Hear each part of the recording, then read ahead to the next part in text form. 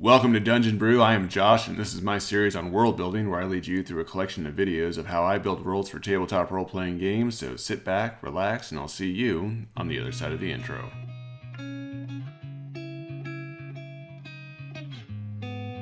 Salutations, my fellow primates. We are back again today to talk about world building and my process in creating worlds for tabletop role-playing games. And today specifically, we're going to be talking about creating diverse cultures.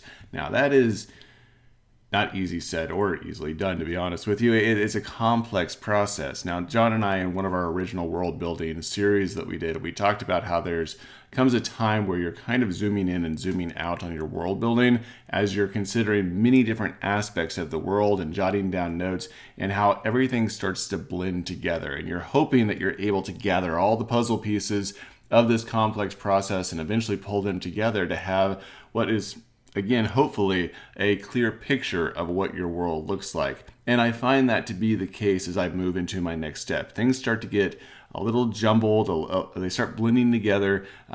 One thing impacts another thing, and so there's a consideration of many different things when I get into looking at culture specifically. For instance, we're going to have things like technology and art and architecture and religion and commerce and military and language and all these things that make up what a culture is. So while I'll be considering them and writing down notes on it, we will move into many of those topics individually as we start to fine-tune each one of them for our culture. But as I start looking at how am I going to create cultures at like broad strokes, that's what we're going to be talking about today. So starting off, we had a map that we had created last time that I went ahead and named Migniland, and I added some cities onto this map to begin deciding what my cultures are going to be looking like. Now, when you're starting this process, you're wanting to define the scope of much of the population that you're going to need for the game itself, or what the characters are going to be experiencing as they're traversing through it. Now, you may start with a single city, a region, a continent, or even the entire world itself to have an understanding of what the culture looks like, depending on how you are dividing it up. You want diversity, represented no matter the size. So if it's a city, you're going to maybe want it to be diversified within districts. If it's a continent, then maybe you're going to want to be looking at regions. Or if it's the entire world, you may have multiple civilizations specifically for cultural areas that are unique to those civilizations. Now, in this case, I'm thinking that we're probably just going to start on a city. I'm looking at the map here, and I see that centralized city there of 𝐥𝐢𝐤𝐤 that I've notated on the map, and I think that's where we're going to start off with building a culture. And I would then continue the process that I'm going to show you today as I'm looking at all the other cities that I'll eventually put on my map. Now, there's a couple of tools that I really like to utilize, both of which I found on Reddit a couple of years ago, and I think that they're great launching points in building your town. Now, I'm going to go through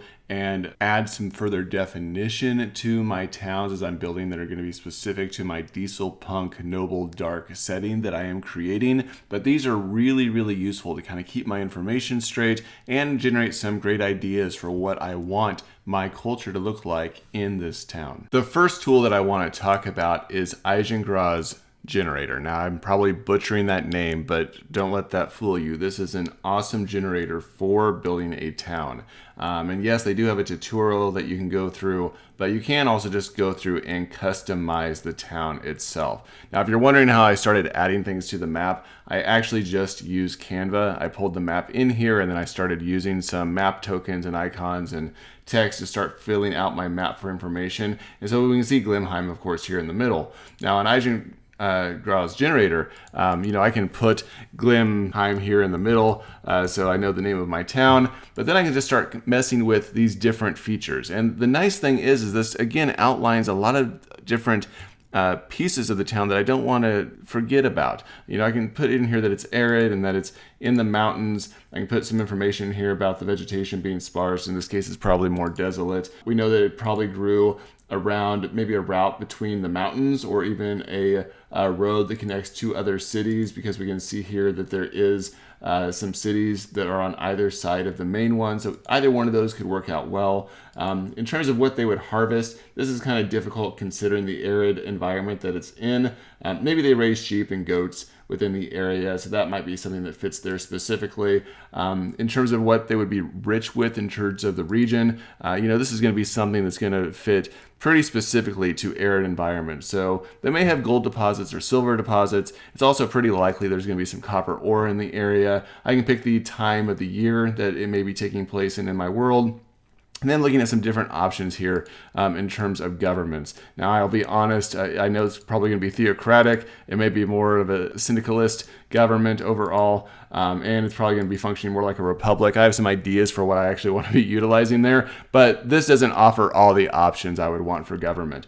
But more importantly, they have sliders here that I can look at for things in terms of how wealthy they are, how religious, what their trade looks like, what their welfare system looks like, how their military works, their laws specifically, their magic systems, how their crime actually looks like. And they also have some options here for gender as well, and where there may be a particular dominant gender within there. And then, of course, you can look at town population, which for me, I want a little bit of a larger town, probably close to 5,000 or so people, and they can break this up in terms of race and what you want to do there. Now, for my town, I'm thinking this is going to be more of a gnomish settlement, and my other towns may be more dwarven or maybe even dragonborn in nature, and that may be some of the conflicts that happen there. But you can play with this a lot with some of the races, cultures of Dungeons and Dragons, and kind of determine what that percentage of the population looks like in the town. So again, 𝐤𝐤𝐤's generator kind of gets you to get into this place where you can make a really quick snapshot of what the town looks like. You can even randomly generate it and not move all these sliders around on your own. But I love this as a first look in regards to what I want my town to be. Now, the second tool that I really enjoy is the settlement character sheet that I downloaded a number of years ago off of Reddit. I would have to go search again to figure out who exactly had created this awesome resource. But the settlement character sheet essentially takes what would be a character sheet and they break it down for a snapshot one page of what a city or a culture may be. Now, I usually take this sheet and I go and I toss it over into Docfly, where I can just quickly edit the character sheet itself and start adding in information. And as you can see, I've already started pre-filling out some of this information for the sake of brevity. But here we have 𝐥𝐤𝐤 again as a character sheet. I know that I want it to be a large town. Its background is being a regional leader within the area. My government is actually going to be what's a demarchy, which John did a great short on that just the other day, which you can go kind of understand how that functions in terms of a lottery of who's going to be in charge for what is considered a republic-like system. My predominant race here again is going to be gnomish. I want my city to be lawful good because this is a noble dark where there is some hope despite the dystopian feel that's going to be there based on the diesel punk setting. And my population again is around 5,000. I also have them as being a pretty influential group, and all I did with this is I rolled a D100 of where I wanted them to be at, and then I looked at each one of these with just 3d6 for the military strength. Dexterity is commerce, constitution is considered industry, intelligence is education, wisdom is agriculture, and charisma is culture. Here at the very bottom, or specifically to the culture of the city as it relates to religion, art, architecture, and nature. And what I did is I just rolled a 3d6 on each one of these, and then I check marked some particular areas that I know that I want this town to be known for. So in regards to military, they have their very strict laws that they follow. The town itself is built up against the mountain, or they're just shy of the mountain and has some fortifications built around it. In terms of commerce, they do a lot of trade. They have banking. They're actually considered a fairly wealthy town. I have them priced at about $672,000 in their treasury overall. Their weaker points, as you can see, are going to be in their culture. We want some disruption there for our story. If you remember, we're basing it on whether or not there is free will or not, and what the influence and intentions are of the gods there. And then also their agriculture, which has a lot to do with the particular environment they live in. There's not really any area for farming. Husbandry is a little bit out. I mean, we are looking at them raising sheep and goats, but that's probably limited. So I'm going to have maybe some hunting and fishing going on too. And I took the information from what we saw over on 𝐤𝐤𝐤 and I just put it here. And I haven't rolled these yet, but what I would do is just roll a D100 or maybe even a D20 in between these, where a 10 is average, a 20 is more on one side, and a 0 or a 1 is more on the other side. And I just roll them out to see where I think my town is going to fit within each one of these. Now, of course, I can just determine what I want that number to be, but sometimes it's fun just to kind of leave it up to the variability of the dice and roll those for each one of them. And I would continue to kind of look at building districts in each area of the town specific to the story that I'm telling, looking at the appearance, ideals, bonds, and flaws of the town as a whole, looking at some key buildings that are there, which I want to talk about that again in a moment.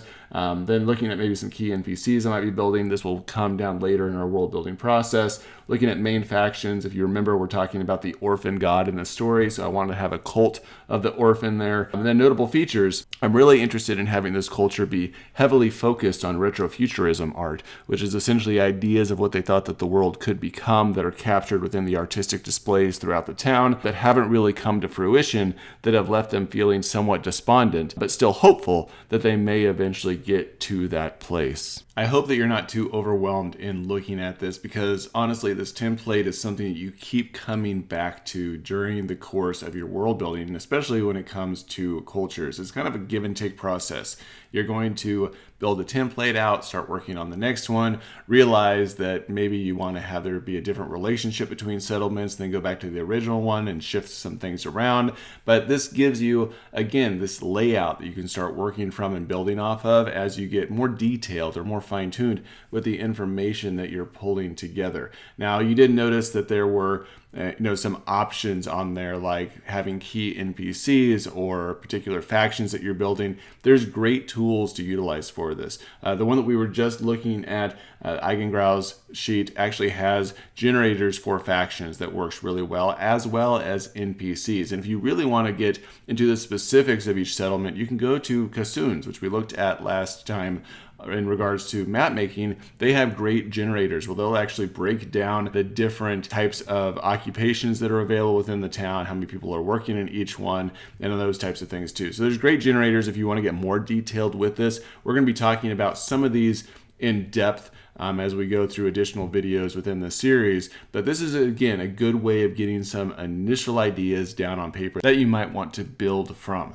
Now, a few more notes just to consider as you're filling out these templates, or if you're just jotting these down in your own notebook, is to consider other concepts that you want these cultures to represent. So I might also be looking at things like environmentalism or diversity or colonialism within my world in this diesel punk setting. I also am going to want to be thinking about things like language and religion and customs, traditions, structures, values, norms, taboos, all these types of things within each of these settings. I'm going to get into those more in depth later, but I want to be thinking about them out of the gate. I also want to consider the interactions that are going to exist between one culture and another culture. Are there trade networks that are going on? Where are the alliances at? Where are the conflicts at? What are the cultural exchanges that occur between one civilization or one settlement and another settlement? I want to consider what the power dynamics look like specifically. Do I want to have opposing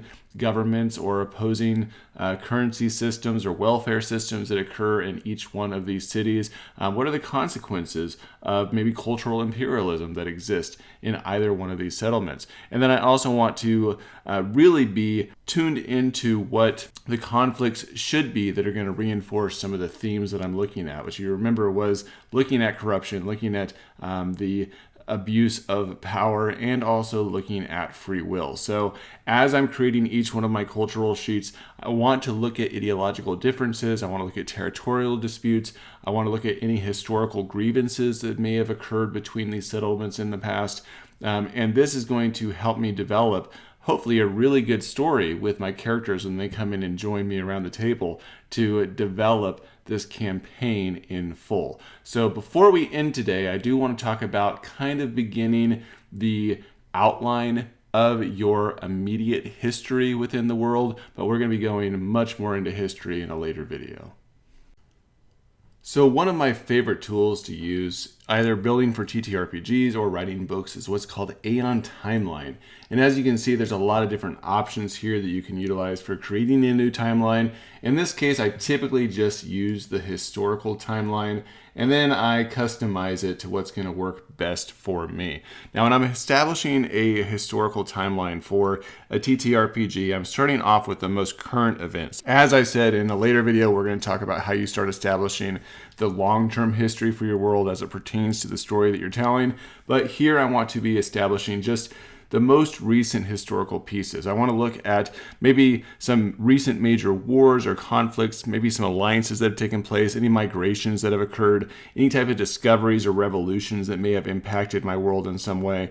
I also want to look at specific cultural traditions, whether that be a custom for a various culture or settlement within my game world. I want to look at any historical events that have influenced those traditions or maybe how they've been passed down. So this is going to be like ceremonies or festivals, holidays, if there's a rite of passage particularly, or any social norms that I think might add some more depth to the world. And of course, I oftentimes look at real world events to help influence those based on the type of feel that I'm trying to use for my game. I may also look at any historical figures that may be legendary. I dive into that a little bit more as I look into the old world and the long-term history, but maybe there's an iconic symbol I don't want to lose, or maybe there's a current influential leader that I want to represent. But in using Aeon Timeline, it's a pretty simple process where you can kind of pick your date ranges, look at what dates you want to utilize. You can look at years or seconds or minutes or what have you, and then formulate this in whatever way is going to meet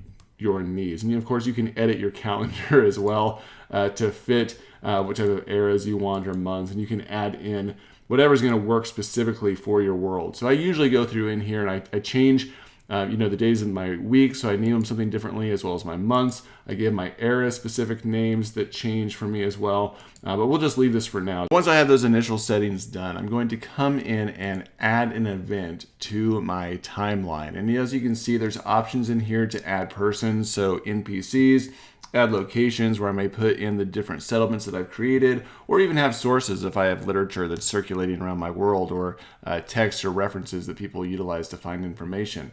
And so initially I'm just thinking of what are some current events that may be impacting my world as we're coming into the campaign. And the first thing that comes to mind based on what we built so far would be maybe a demarchy lottery. So the rulership of Glimheim has actually changed. They have new leadership coming in to rule over the city, and this has raised some questions about the intentions and the influence of the gods underneath the current theocracy. So I want to put in that title. I would change, my color. There's no parent right now because I haven't built a lot within the timeline. I may look at some start dates as well as some end dates of when this is actually going to occur, and then look at the duration. And then if I had these NPCs and locations and sources put in, I would add that as well. And then also some categories if I'd created some categories, and that puts it onto my timeline. I just add that event, then I go in and edit it as needed. And as I'm building up my world, I'm going to be able to add in different events across multiple cities